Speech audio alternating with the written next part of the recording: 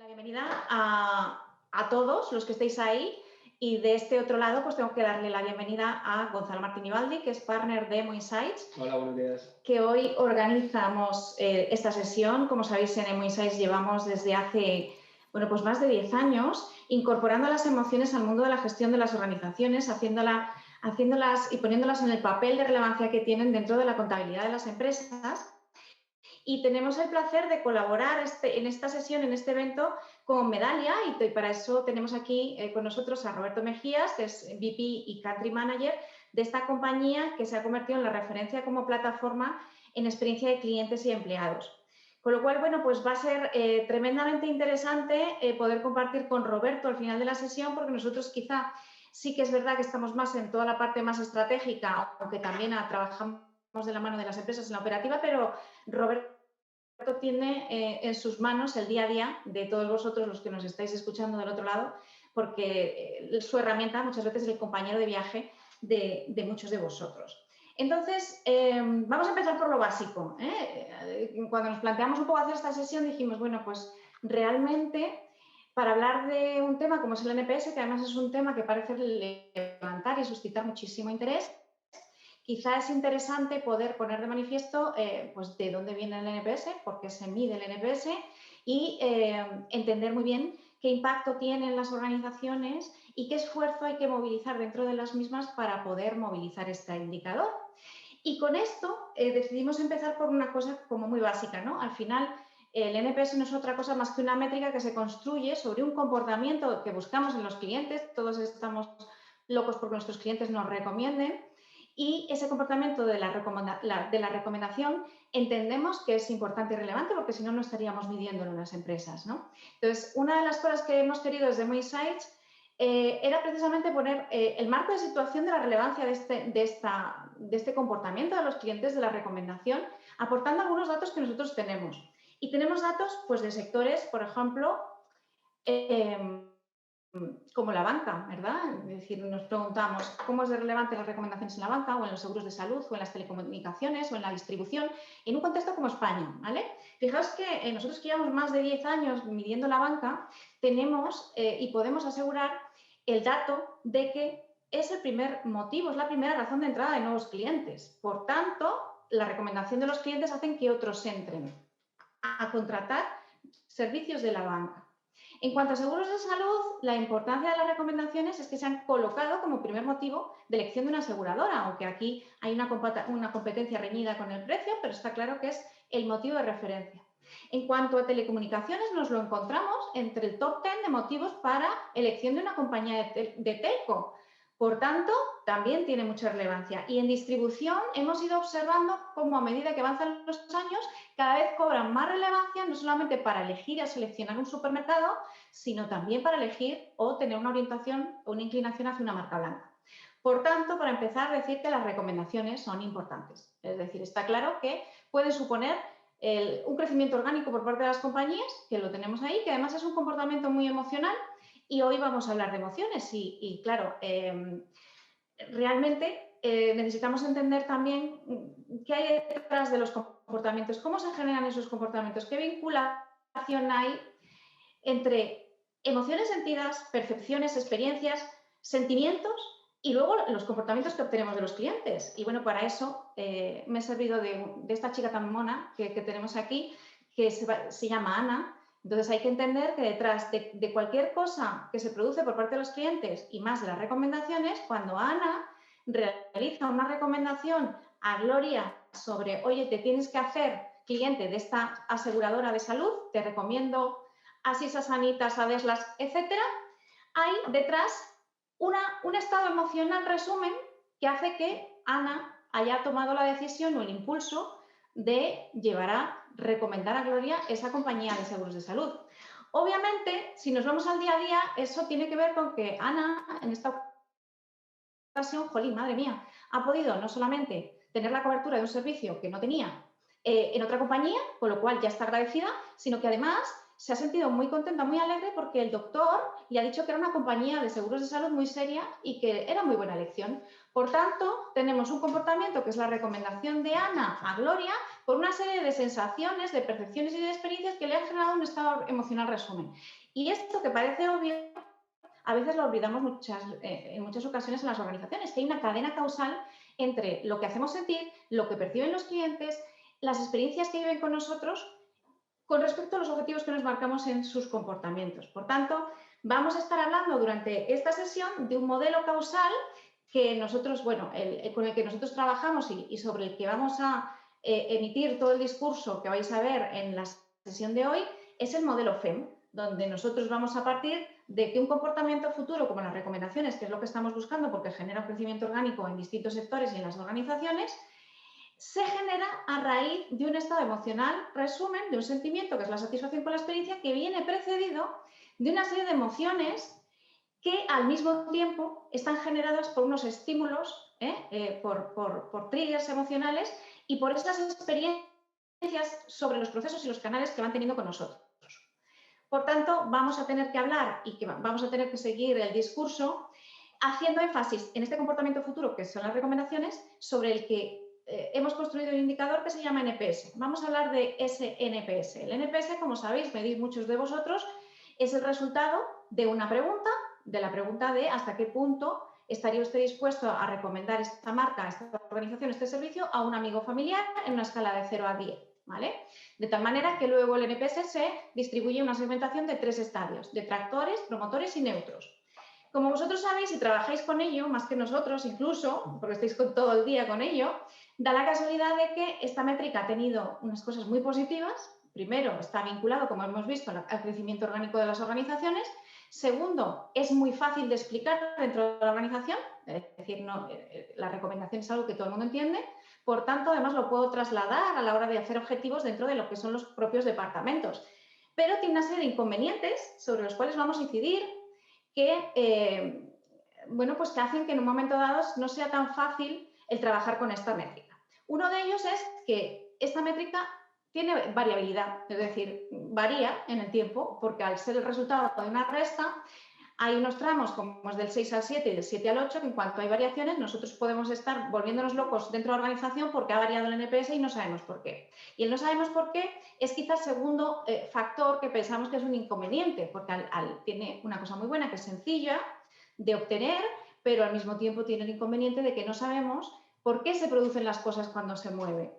Eso pasa un poco igual que en la psicología conductual y la psicología cognitiva. La psicología conductual está orientada a observar los comportamientos de los individuos y la psicología cognitiva está orientada única y exclusivamente a entender el origen de los comportamientos. Aquí lo que pretendemos es hacer un matching, una unión, un link, para realmente poder actuar y poder trabajar en las organizaciones.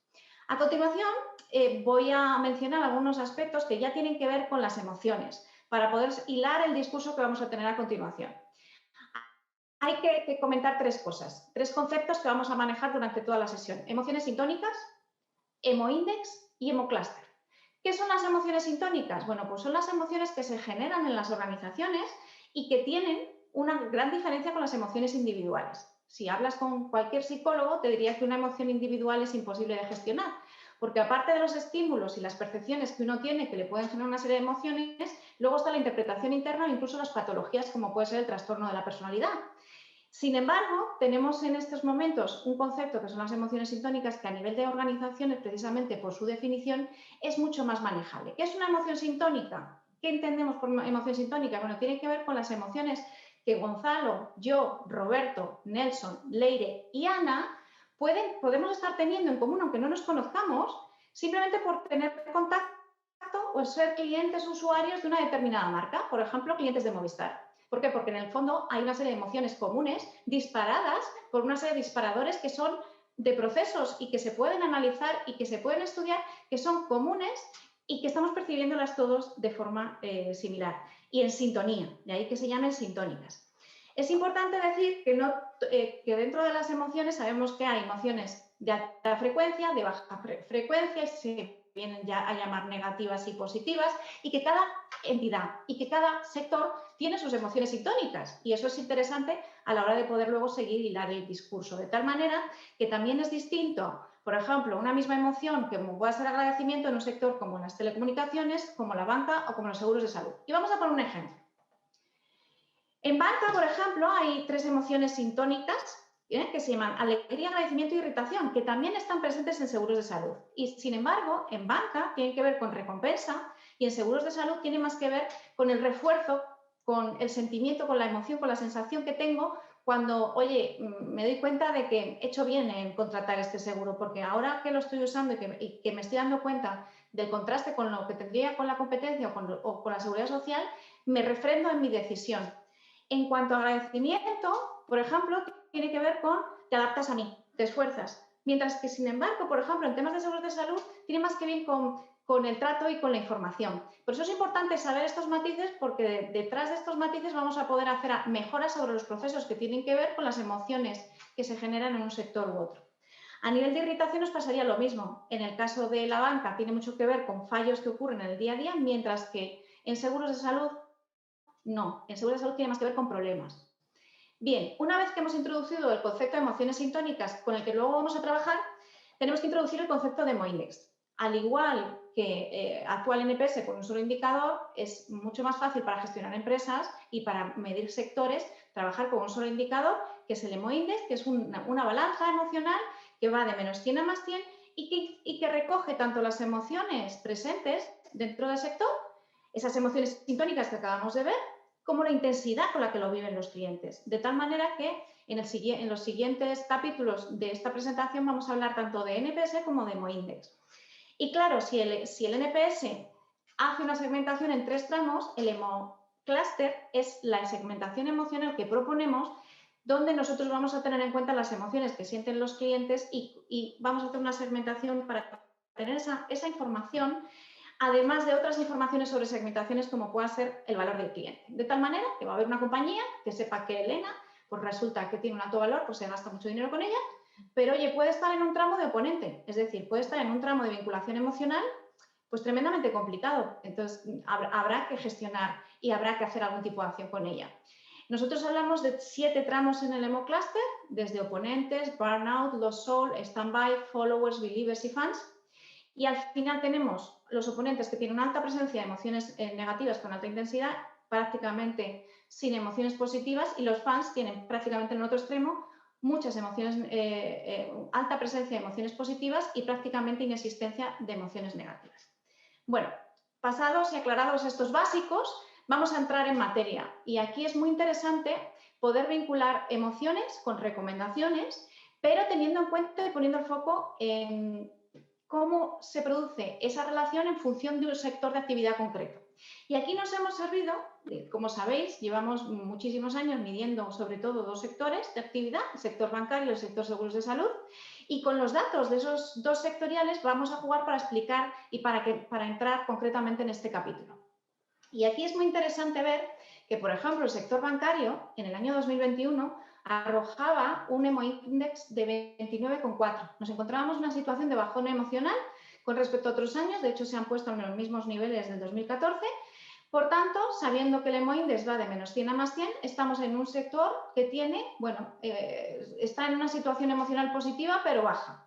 ¿Qué pasa con el NPS en este sector? Bueno, pues evidentemente, como son métricas que están relacionadas, nos encontramos que el NPS está en -1,3. Es decir, necesito más de 30 puntos de vinculación emocional para tener un NPS positivo. Y esto que estoy diciendo es súper importante, porque luego veremos al compararlo con otros sectores que no se sucede la misma realidad en otros sectores. Es decir, cada vez que nosotros vayamos a poner de manifiesto un trabajo o un proyecto de emociones o de NPS, nosotros tenemos que ser conscientes no solamente del papel que ocupan las recomendaciones en cada sector, sino en cuál es la relación entre emociones y recomendaciones en el sector en concreto. ¿Por qué? Porque está claro que no es lo mismo recomendar una peluquería que un banco, ¿vale? Porque un banco, entre otras cosas, implica pues dinero que nos toca el bolsillo. Entonces, cuando nosotros hacemos recomendaciones, y ahora lo veremos, pues como también hay una implicación personal de la persona con la otra a la que recomienda, pues depende del tema que tratamos, estamos más orientados a la recomendación o no. Hablábamos al principio, en los conceptos básicos, que nosotros trabajamos con una segmentación emocional que llamamos hemoclúster. Y el hemoclúster, como decíamos, al final es una segmentación en base de esas emociones sintónicas y categorizamos los clientes pues desde aquellos que no tienen presencia prácticamente de emociones positivas y una alta presencia de emociones negativas, como pueden ser oponentes, y poco a poco vamos subiendo en emociones positivas, bajando en las negativas, hasta ir llegando a tramos como el stand-by, que prácticamente está al mismo nivel positivas que negativas, y poco a poco ir mejorando en emociones positivas hasta llegar a los fans, que siempre tiene una alta presencia, vamos, normalmente por encima de 80 puntos en todas las emociones sintónicas. Bien, pero lo interesante aquí es cómo relacionar esta segmentación emocional, o si arroja valor tener una vinculación o un entendimiento de cómo relacionar esta segmentación emocional con esos anclajes del NPS que también nos dejan 3 segmentos: detractores, neutros y promotores. Entonces, a este sentido común, ¿vale? Pensar que a medida que yo tengo menor vinculación emocional con una marca, con un servicio, con un banco, pues menos proclive voy a ser a la recomendación, ¿vale? Entonces, pues poniendo un ejemplo tangible, en el último estudio de emociones en banca del 2021 hicimos aproximadamente 3.000 encuestas, de los cuales hubo 55 personas que dieron un 0 a la probabilidad de recomendación y prácticamente todos eran oponentes, un 94,2%. Esto tiene sentido y a medida que vamos avanzando en los tramos que van siendo recogidos por los detractores, pues obviamente esta relación se va disminuyendo, pero aquí lo que es reseñable es que es interesante y es muy importante tener en cuenta que a medida que vamos avanzando nos vamos encontrando con segmentos emocionales positivos. No tienen por qué ser siempre una relación absolutamente directa. Entonces, a partir de aquí, vamos aumentando de 7 a 8, de 9 a 10, hasta el punto donde podemos ver esa relación lineal e incluso podemos observar abajo que en tramos de 4, 5 o 6 hay fans. Y ya no solamente hay fans, sino que están dando una recomendación de 4, 5, 6 que no consideramos que eso sea una alta recomendación, porque entre otras cosas veíamos hace un momento que como hay una implicación personal, no todos los fans recomiendan su marca o su servicio bancario, ¿de acuerdo? Entonces, aquí lo importante también es ver que hay oponentes, por ejemplo, que están dando una recomendación en un 11%, es decir, estamos hablando de 546 personas, por ejemplo, que un 11% son oponentes, ¿vale? Entonces, al final hay un montón de detalles aquí emocionales que luego nos van a ayudar, como vamos a ver en el business case, a poder afinar y a poder hacer acciones directas para mejorar el NPS mañana. Si esto nos lo llevamos a sacar una conclusión, bueno, pues parece que para generar un NPS positivo en banca necesitamos generar estados emocionales positivos en believers y en fans. Es decir, necesitamos generar believers y fans, ¿de acuerdo? De tal forma que, además, teniendo en cuenta que nosotros, por ejemplo, en el estudio de emociones en el sector bancario, también preguntamos por las recomendaciones reales, es decir, no solamente sobre la probabilidad de recomendación, sino también sobre las recomendaciones reales. Esto tiene mucha importancia porque entre los believers y los fans, pues bueno, pues tenemos un 68% de la emisión de las recomendaciones reales. Por tanto, esto tiene coherencia, tiene sentido y hay una relación directa. Si yo lo he entendido bien, es que de todas las recomendaciones que se hicieron el año pasado, el 68% provenían de los believers y de los fans. Efectivamente. O sea, que no solo hay una relación entre emociones y NPS, sino entre emociones y comportamientos reales. ¿De acuerdo? Con lo que seguimos poniendo en manifiesto que esto es, como hemos visto al inicio, es una entrada de clientes importante. Si nos vamos a otro sector distinto, cambiamos de tercio, seguros de salud. Bueno, pues vemos que el sector de los seguros de salud es un sector que está en el mismo año de la medición del bancario. Tenemos una situación de vinculación emocional superior, es decir, tiene mayor contenido emocional positivo para los clientes que el sector bancario. No pasa lo mismo, por ejemplo, con la seguridad social, contra la que muchas veces compite. ¿Y qué pasa a nivel de NPS? Porque, bueno, parece que si hubiera una relación absolutamente lineal, tendríamos que tener un NPS mayor que en bancario, ¿no? Bueno, pues no, lo tenemos bastante por debajo, en menos 8,2. Eso lo que nos viene a decir es que en este sector es todavía más difícil que se generen recomendaciones. En este caso, probabilidad de recomendaciones, pero luego hemos visto que hay una relación directa entre las probabilidades de recomendar y las recomendaciones reales. Por tanto, claro, tenemos que tener en cuenta que este es un sector donde hay mayores barreras de salida, ¿vale? No es lo mismo. Yo puedo recomendar en un momento dado a un cliente que se haga de una determinada compañía de seguros de salud, pero tiene una serie de coberturas que en otro sitio no le cubren. Pero al mismo tiempo también tienes un tema ahí, que no es lo mismo recomendar un sector bancario, una peluquería, que recomendar un tema que es más relacionado con algo tan emocional y tan personal como es la salud. Si esto nos lo llevamos a, oye, ¿qué hay que hacer en el sector de seguros de salud para tener un NPS positivo? Vemos que aquí el esfuerzo emocional que tenemos que hacer es mayor. Es decir, necesitamos generar fans. Si no, no vamos a poder tener NPS en tramos positivos. Y además vemos que todavía aquí es más relevante la figura de los fans, porque llegan a emitir hasta el 60% de las recomendaciones reales. Por concluir este apartado, vemos que hay una relación entre emociones, probabilidad de recomendación y recomendaciones, y que depende del sector y depende de la casuística, y ahora me voy un poco al business case que vamos a ver a continuación, de la organización, tenemos que tenerlo en cuenta a la hora de marcar objetivos, ¿vale? Bien, pues vamos a entrar a la madre del cordero, que es lo que nos interesa. Vamos a ver un caso donde hemos trabajado para poder mejorar el NPS de forma inmediata. Bien, vamos a hablar de un caso que está relacionado con el sector de las telecomunicaciones, concretamente sobre el segmento hogar, y donde nos marcaron un objetivo. Mira, vamos a ver, chicos, necesitamos mejorar el NPS, no solamente porque es un objetivo de compañía, sino que incluso nos afecta a nivel económico a los empleados porque nos vinculan nuestros salarios con los resultados del NPS. Entonces, necesitamos trabajar y necesitamos arremangarnos y empezar.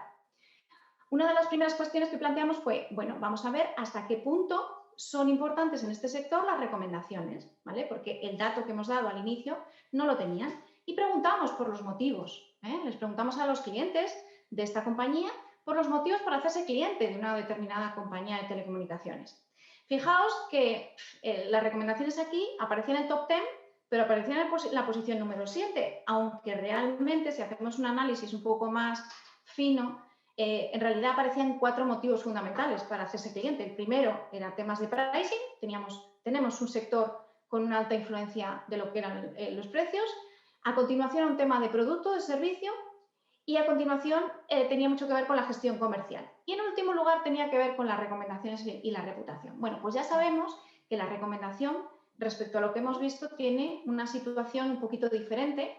Y a partir de ahí vamos a ver cómo se relaciona el Emo-Index y el NPS. Esa es la siguiente pregunta que nos hicimos. Bueno, ya sabemos que en el sector de banca y en el sector de seguros de salud no es lo mismo generar recomendaciones o generar probabilidad de recomendar en uno u otro sector. Es distinto, equivale a distintas cosas. Pero, ¿y en el sector de las telecomunicaciones? Bueno, para empezar nos encontramos un Emo-Index mucho más bajo. Es decir, estamos hablando de... A ver, aquí... Menos 7. Es que hay una parte de la pantalla que con vosotros no la veo.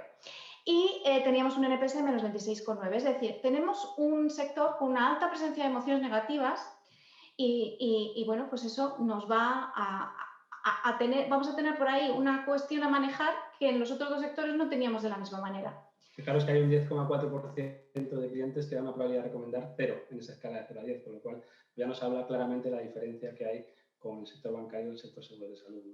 Hasta qué punto los clientes están sintiendo emociones negativas y eso está condicionando también su probabilidad de recomendar, como hemos visto. Lo siguiente era, bueno, poner en relación esa segmentación emocional con los distintos anclajes de la probabilidad de recomendación.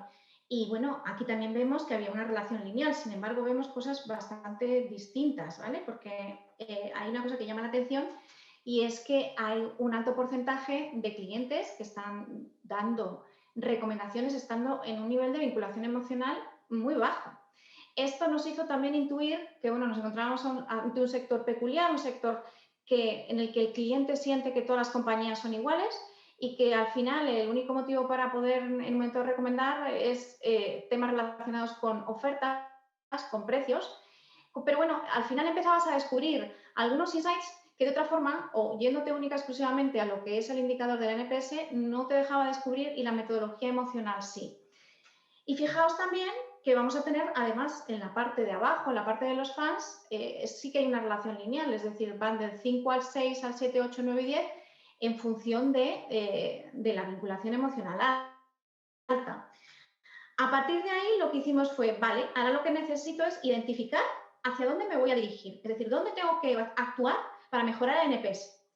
Bien, mientras que en el sector bancario, en el sector seguros de salud, para tener un NPS positivo, en el primer caso teníamos que actuar sobre los believers y los fans, o teníamos que crear believers y fans, y en el segundo teníamos que crear fans, este sector, bueno, pues la verdad es que nos arrojaba la posibilidad de tener un mayor abanico, un abanico más amplio, como podía ser trabajar tanto sobre los stand-by como sobre los followers, los believers y los fans. Es decir, para generar un NPS positivo en este sector había que generar los 4 tramos positivos de la balanza.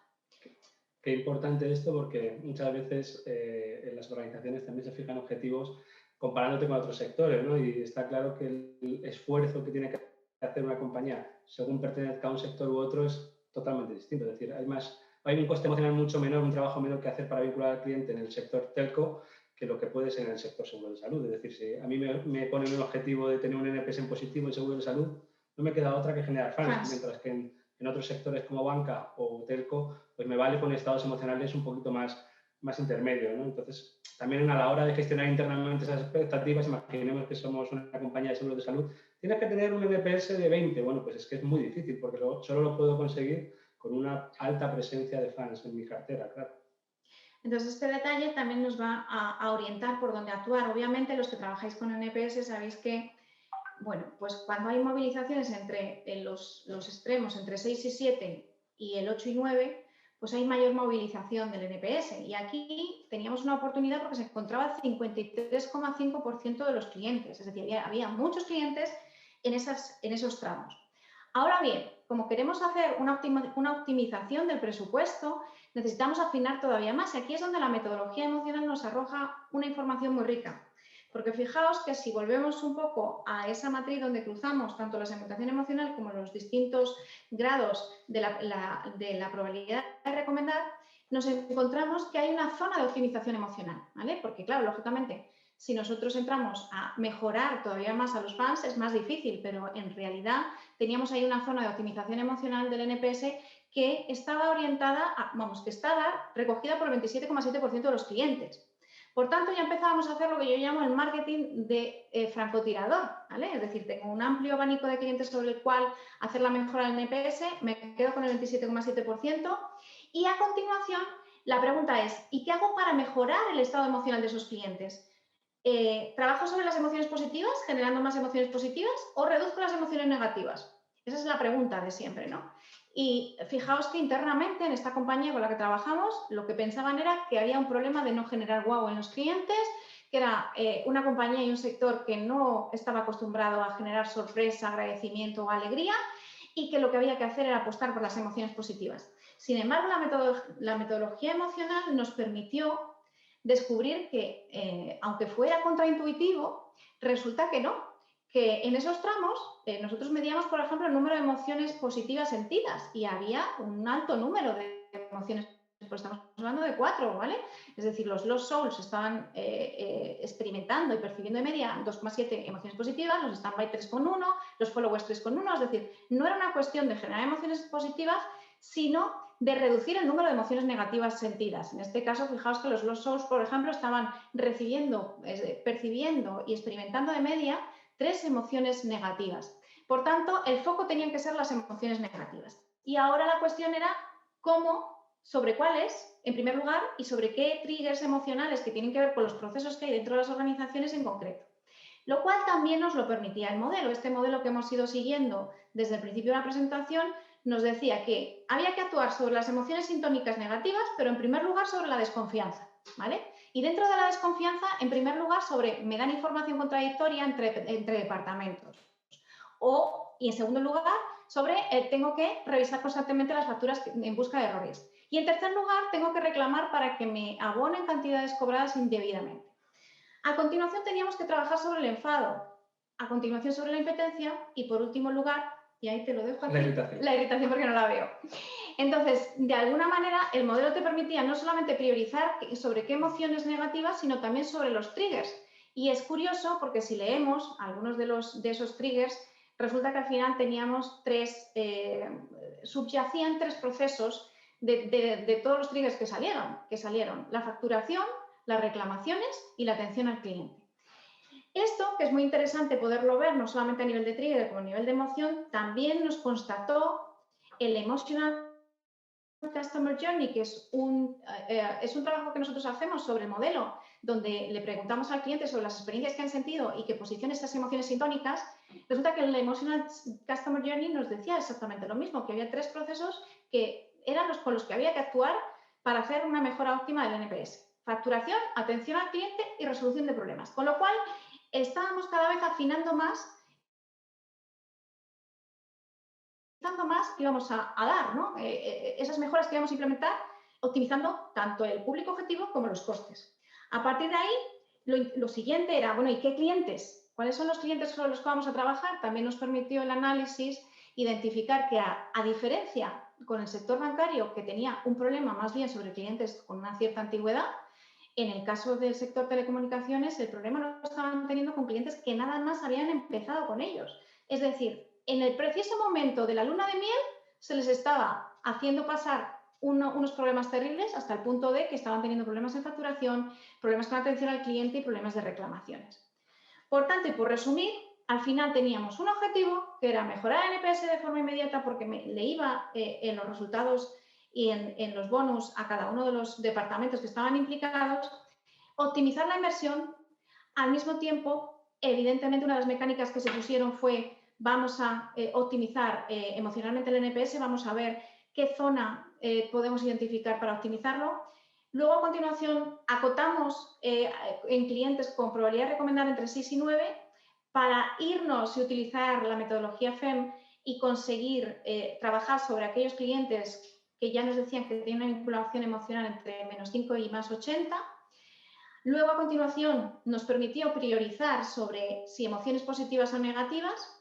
Y al final, tanto el modelo como el Customer Journey, el Emotional Customer Journey que nosotros trabajamos en el mismo, nos decían que había que mejorar facturación, que había que mejorar reclamaciones y que había que mejorar atención al cliente. Con lo cual, esto nos permitió identificar sobre qué clientes teníamos que actuar, que eran los recién incorporados a la compañía, y crear un plan de acción que nos permitiera mejorar el NPS mañana, que es de lo que va este evento. Eso es. De hecho, esto se tradujo en una serie de iniciativas, una serie de focus group y de trabajo interno con los departamentos más afectados en esta compañía, y ahí salieron un montón de iniciativas. Lo que pasa es que, bueno, hasta aquí podemos leer, nos han dejado leer hasta aquí, y después eso se tradujo en acciones concretas, ¿no? Y en un resultado realmente importante en cuanto a la mejora del NPS entre esta primera medición y la que hubo 6 meses después, con lo cual, hombre, es evidente que esto es ver cómo se fija estratégicamente cuáles serían los pasos a seguir para focalizar un poco a corto plazo donde mayor impacto puedo tener en el NPS, y luego esto es muy fácil bajarlo al terreno y conseguir iniciativas concretas que impacten en el cliente en el corto plazo, que al final es lo que queremos. Bueno, evidentemente hemos ido desde lo básico, oye, entendamos por qué hacemos esto dentro de las organizaciones, cuáles son las implicaciones que tiene, cuál es la relación que hay entre emociones y recomendaciones, cómo esto varía en función del sector de actividad y de la organización en sí, como dice Gonzalo, es decir, al final muchas veces establecemos objetivos en las empresas sin tener un marco de situación. A continuación es cómo esto, con la información que tengo, y ahora también abro y aprovecho a abrir el debate con Roberto. Roberto Mejías, que está compartiendo con nosotros evento y que él está en el día a día, ¿vale? Para poder charlar sobre casuísticas y cosas que pueden salir en las organizaciones.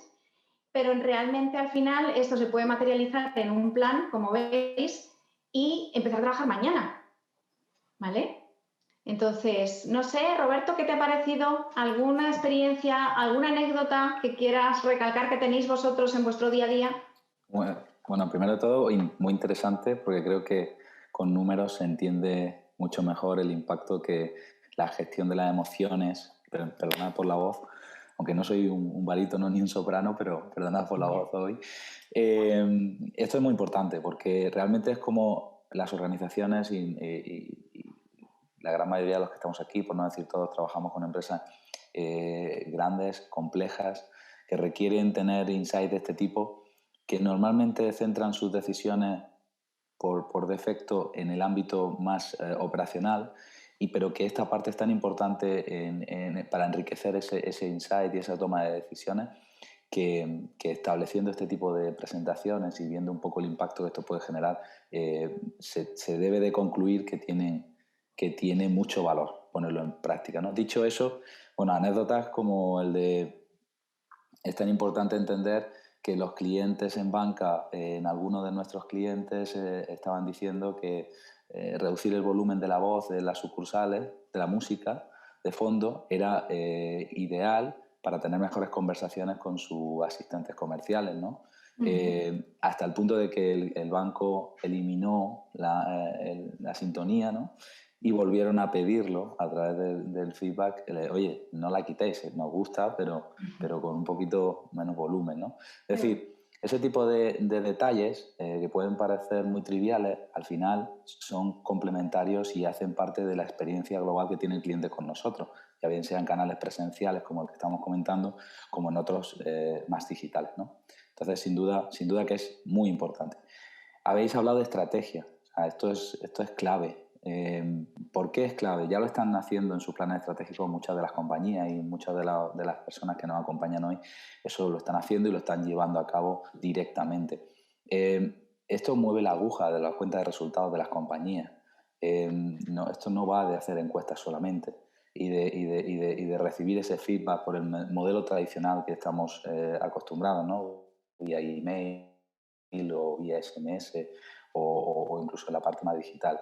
Ya va también de que, y la pandemia ha acelerado ese cambio, va de intentar no saturar al cliente, pero no por ello dejar de saber quién es el cliente y qué nos pide el cliente. Entonces, enlazar todo el feedback y todas esas emociones, capturarlas no solamente por canales estructurados y preguntas concretas que dan una valoración, una escala, sino también abrir el abanico a que el cliente se pueda expresar por cualquier medio, en cualquier lugar, ¿no? Y a cualquier hora. Eso te va a dar un enriquecimiento de la información muy potente, que va a estar muy centrado en las emociones, porque los clientes satisfechos suelen ser menos propensos a dar su feedback, porque normalmente todo funciona, están ok.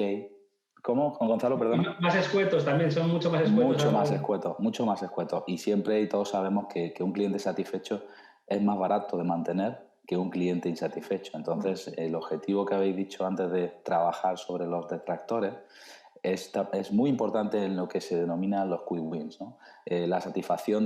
Mejorar la satisfacción de los promotores para que ellos fidelicen y traigan nuevos clientes.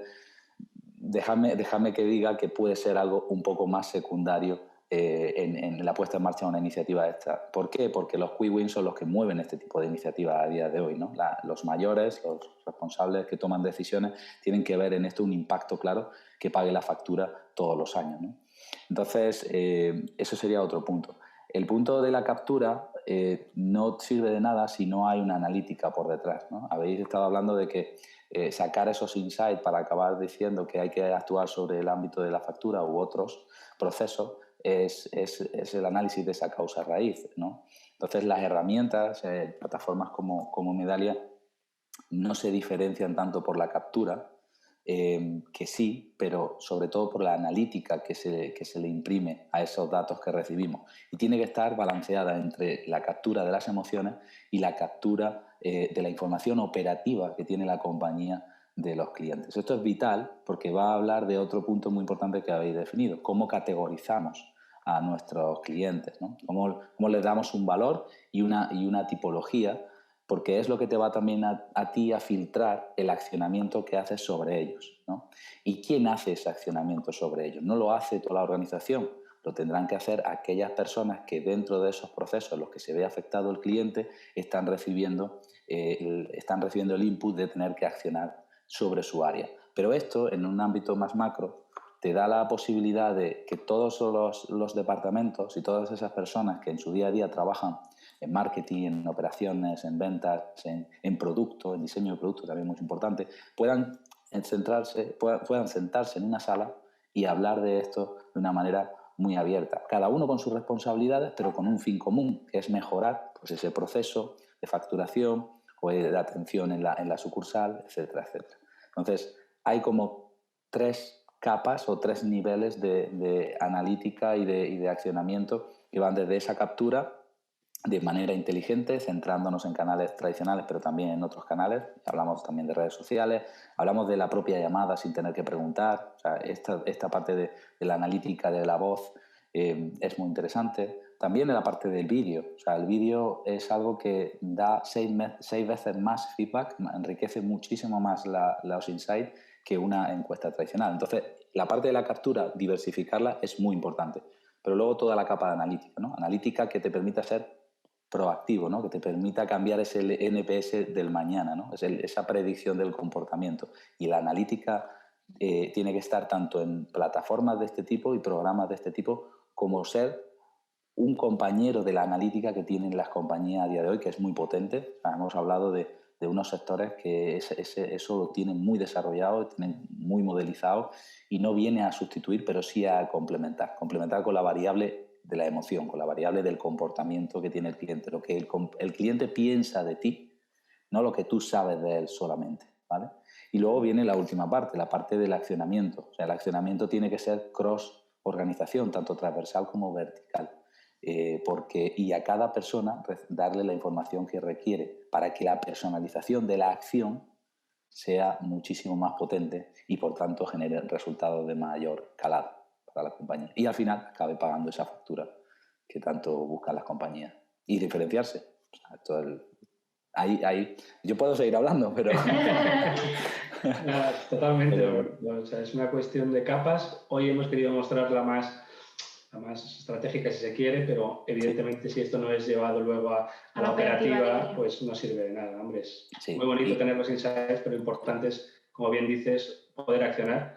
Y ese es un poco también el sentido de todo, ¿no? Sí. Entender muy bien qué significa recomendar en mi sector, qué esfuerzo o qué coste emocional tiene para el cliente emitir esa recomendación y por tanto ser un detractor, un pasivo o un promotor, y también compararlo con otros sectores que muchas veces nos ayuda a entender nuestra propia situación. Exactamente. Y bueno, yo creo que podemos dar un poco respuesta. Y también invitaros a los que estáis escuchando a levantar los micrófonos, que entiendo que ya estáis habilitados, y que pueda ser también, oye, un coloquio y que nos retroalimentemos todos, ¿no? Porque al final unos estamos en toda la parte estratégica ayudando a las compañías, luego están las compañías que están trabajando todo el día, otros estamos en las plataformas, entonces es muy interesante.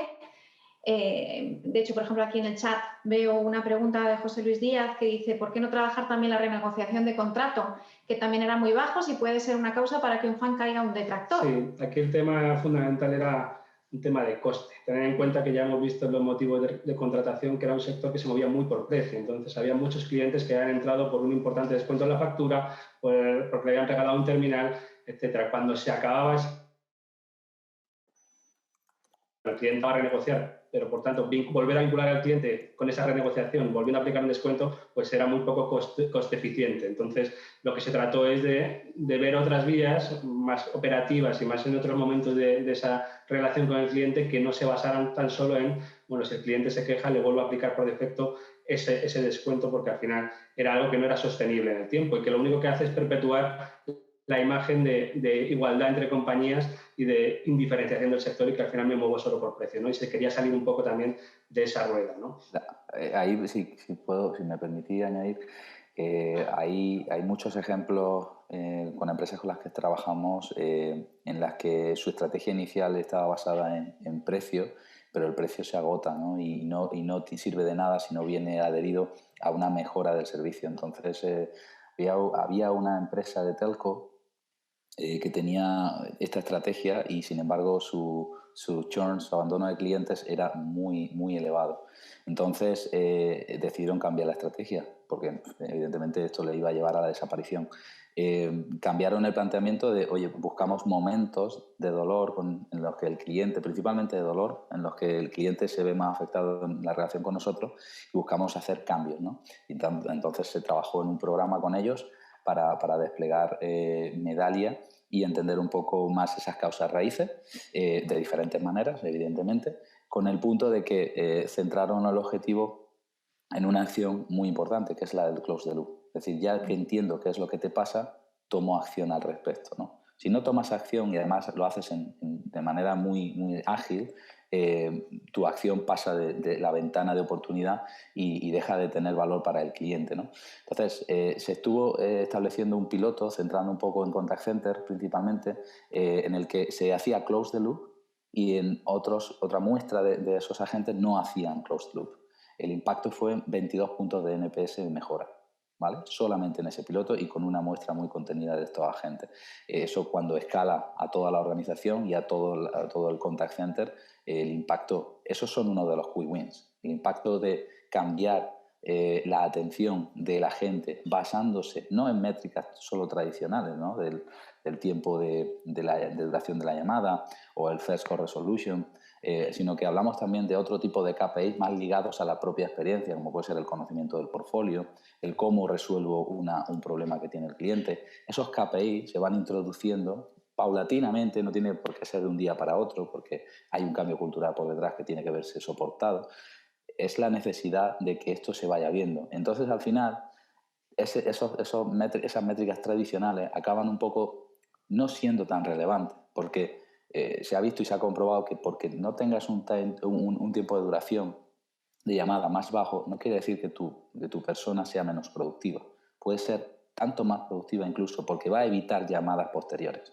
¿Cuántas veces nos hemos encontrado explicando la misma problemática a la gente, a diferentes agentes, de manera recurrente? Al final, era uno de los triggers emocionales que salían a mejorar precisamente en el caso telco. De hecho, una de las cuestiones básicas a raíz de lo que dice Roberto es hasta qué punto somos capaces, esas organizaciones, de empoderar también a los gestores, porque muchas veces con esas métricas tradicionales estaban un poco encorsetados, cómo éramos capaces de darles más margen de actuación para evitar llamadas posteriores, pásame con un superior, etcétera. Si el misma persona que está atendiendo tiene la capacidad de gestionar y resolverte esa cuestión, pues la mejora es como la que tú has cuantificado. Son muchos puntos porcentuales de NPS. Has dicho una cosa que es clave. Este tipo de programas y este tipo de proyectos no se pueden circunscribir al que toma la decisión. Tiene que ir a toda la organización. Se debe de aspirar a ello. No tiene por qué empezar en eso, pero se tiene que aspirar a eso, porque es al final lo que cambia la manera de relacionarte con tu cliente y cambia la percepción que él tiene de ti. Y sin duda, y afecta a eso es fundamental. Eso es fundamental porque hemos visto muchos casos de pues que se liga la métrica a los objetivos del departamento, pero no se ha explicado la métrica, ni el sentido de la métrica, ni el porqué de la métrica al departamento y al final se convierte solamente en una herramienta de castigo, de premio. Mira, veo que tenemos aquí otras dos preguntas. Aquí Elena pregunta, hola, he visto en empresas NPS ponderados, ¿es correcto? Bueno, normalmente no sé a qué te refieres exactamente con NPS ponderado, normalmente lo que sí que va ponderado es el peso que tiene cada cliente. Es decir, evidentemente, si tú quieres hacer el NPS más representativo de tu organización, pues probablemente de la muestra que hayas entrevistado, pues tendrás que aplicar una serie de pesos a esos clientes para que tu NPS resultante sea pues, más representativo. Por ejemplo, el que hemos visto en el sector bancario es así.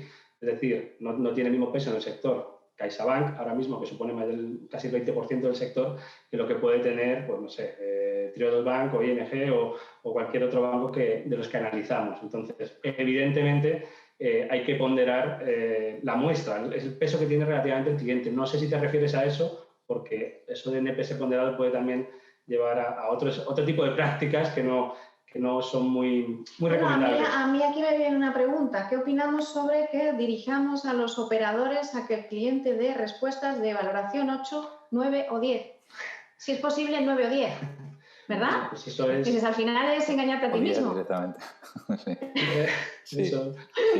Desafortunadamente es más habitual de lo que nos gustaría, pero ese es el momento en el que la métrica se prostituye, se convierte en el objetivo más que en la herramienta para diagnosticar lo que tenemos que hacer, sino que es la métrica por la métrica y en ese punto ya nos metemos en una rueda de la que es imposible salir. Pero por eso es importante también este tipo de información que nos permita comparar y nos permita fijar esos umbrales, esos estándares que tienen las compañías. No, es que de un año para otro siempre me incrementa el NPS, 5 puntos más este año. Bueno, pues es que a lo mejor eso es muy difícil o requiere una inversión y un esfuerzo emocional que es imposible obtener. Que no lo va a compensar. Entonces, eso es lo importante de esta información, saber hasta qué punto es importante o tiene un coste en mi sector y hasta qué punto puedo aspirar a mejorarlo porque realmente es coste efectivo, que al final es lo que queremos, no queremos malgastar recursos, ¿no? Queremos mejorar, pero allí donde lo podamos hacer con la mínima inversión y con el mayor resultado. También este veo sentido, por ahí que José María... ¿Perdón? No, quería puntualizar, creo que es interesante en relación a la pregunta de Elena. Puede ser que hable Elena de ponderados cuando no tenemos tenemos un único NPS a nivel organización, pero ese NPS bebe de diferentes NPS, pues hablando de canales, hablando de procesos. Entonces, ese NPS te vas a encontrar diferentes NPS. Y lo que decía muy bien Gonzalo es cómo utilizo esta información de una manera mucho más fina, ¿no? más al detalle, para poder accionar en el ámbito que es clave, ¿no? En el que puedo priorizar, en el que tengo que resolver antes porque tiene un mayor impacto. Y eso sí que se hace en todos los proyectos, por lo menos nosotros sí que lo hacemos y buscamos mucho que eso ocurra porque son programas transaccionales y son los que realmente te permiten hacer cambios en la organización de diferentes niveles, tanto en el ámbito muy táctico como en el ámbito estratégico.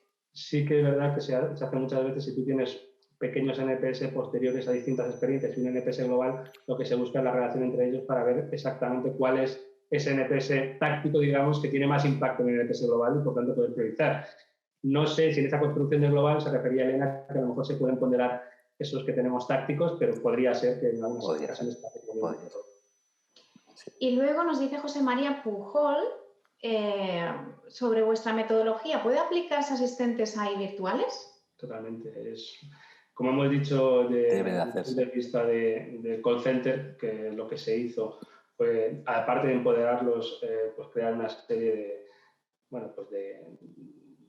de metodologías y de scripts para los clientes para tratar a los clientes en función de su percepción de cómo estaba el cliente emocionalmente, ¿vale? Aquí ya entramos en la capacidad que tengamos también de entrenar a nuestra personal de atención al cliente en detectar el malestar del cliente, pero por supuesto que se puede aplicar a nivel de inteligencia artificial, tanto en esos scripts preprogramados, si queremos, como a la hora de tener incorporada la información del cliente antes de que entre en contacto con nosotros. Si nosotros ya sabemos que Elena es una cliente oponente de su seguro de salud, pues ya podemos diseñar nuestra herramienta de inteligencia artificial para responder de una forma, en vez de si Gonzalo, yo soy el fan del mismo seguro, pues que me pueda hablar incluso en lenguajes totalmente diferentes, ¿no? Y tiene muchísimas aplicaciones y lo importante es precisamente eso, bajarlo allí donde tenga más importancia en el contacto con el cliente, ¿no? Y la inteligencia artificial, los asistentes virtuales, cada vez lo tienen más en nuestra relación con las empresas. No sé si hay alguna pregunta más por ahí.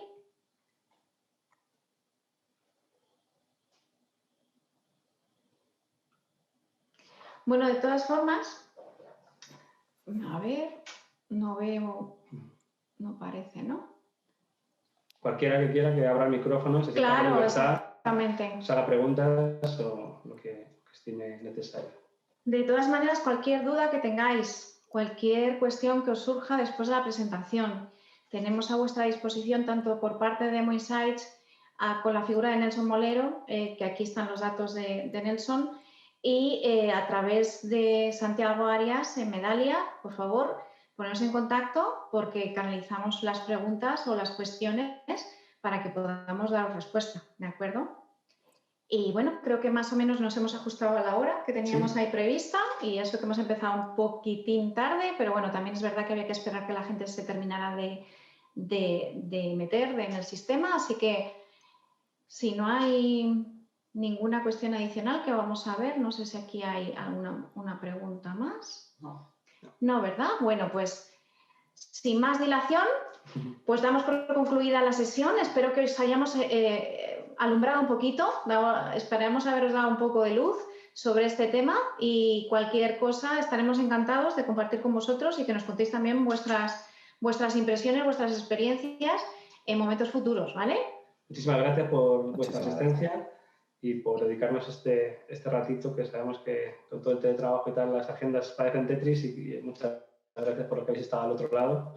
Así que cualquier cosa ya estamos a vuestra disposición. Lo importante es eso, que ganemos conocimiento todos y que con eso podamos trabajar mejor nuestro día a día. Así que muchas gracias por este lado y gracias, Roberto, también por tu presencia. Gracias, Roberto. Nos vemos en breve. Muchísimas gracias. Gracias a todos por la asistencia. Que tengáis un fascinante miércoles, todos, ¿vale? Hasta luego. Hasta luego, adiós. Chao, chao, chao.